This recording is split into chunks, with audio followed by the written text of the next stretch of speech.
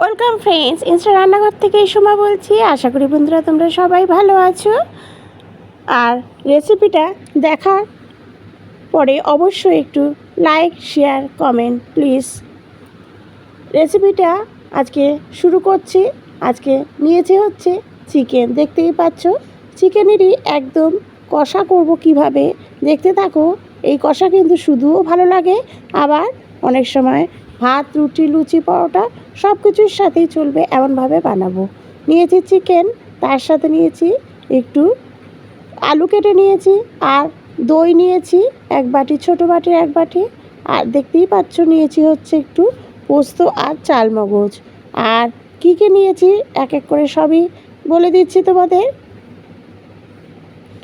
আর কিভাবে চিকেনটা প্রথম থেকে শেষ অবধি করবো অবশ্যই দেখো, তাহলে পুরো পারফেক্ট কষা একদম রেডি হয়ে যাবে। চিকেন কষা নিয়েছি পেঁয়াজ, আদা, রসুন, কাঁচা লঙ্কা। আর এর মধ্যে কিন্তু রসুনটা একটু বেশি দেবে। দিয়ে দিলাম পোস্ত আর চালমগজ, সব একসাথে কিন্তু এবার আমি মিক্সিতে পেস্ট করে নেব। আর চিকেন আর আলু সব কিছুই কিন্তু একদম ধুয়ে রেডি করে রেখেছি। কেমন লাগছে রেসিপিটা কমেন্ট করে কিন্তু অবশ্যই জানাবে। তেলটা দিয়ে দিলাম কড়াইয়ের মধ্যে, একবারই কিন্তু তেল দিয়ে দিচ্ছি যা দেবার। এরপর এক এক করে দেখতে থাকো কিভাবে চিকেন একটা কষা একদম রেডি হয়ে যায়। একদম নতুনত্ব, এইভাবে একবার করে খেয়েও ভীষণই ভালো লাগবে। নিয়েছি হচ্ছে, দিয়ে দিলাম ফোড়ন, দারচিনি, এলাচ, শুকনো লঙ্কা, তেজপাতা আর একটু নুন দিয়ে আলু আর চিকেনটা সব একসাথে দিয়ে আমি কিন্তু এবার ভেজে নেব। এটাকে ভাজতে ভাজতে কিন্তু দেখো একদম 50% সেদ্ধও হয়ে যাবে।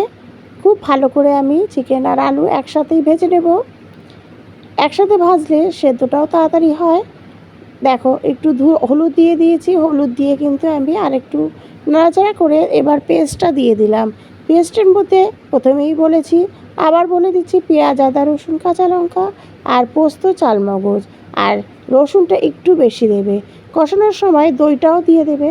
সব দিয়ে কিন্তু এবার আমি ভালো করে মশলাটা কষিয়ে নেব। কষালেই বুঝতে পারবে কষাতে কষাতে একদমই দেখো টেক্সচারই চেঞ্জ হয়ে যাবে। এতটাই ভালো কষাবে, তাহলে খেতে কিন্তু চিকেনটা বেশ ভালো লাগে। দিয়ে দিলাম গোলমরিচের গুঁড়ো, আর দিচ্ছি হচ্ছে একটু শুকনো লঙ্কার গুঁড়ো।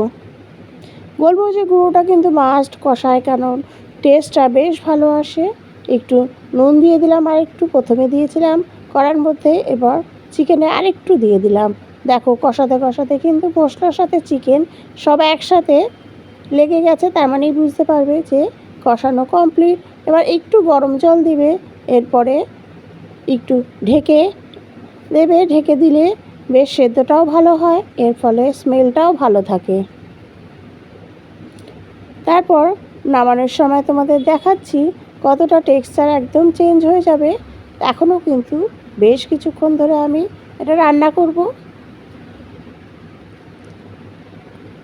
দিয়ে দিলাম একটু শাহি গরম মশলা, আর দেব হচ্ছে একটু ঘি। দুটো জিনিসই দিয়ে এবার ভালো করে আবার ফুটিয়ে নেব। ফুটাতে ফুটাতে দেখো সব সেদ্ধও হবে, এদিকে ঝোলটাও কিন্তু টেনে যাবে। নামালেই বুঝতে পারবে যে চিকেনটা কতটা টেস্টফুল হয়েছে। এই চিকেন বারবার বলছি সব কিছুর সাথেই চলবে।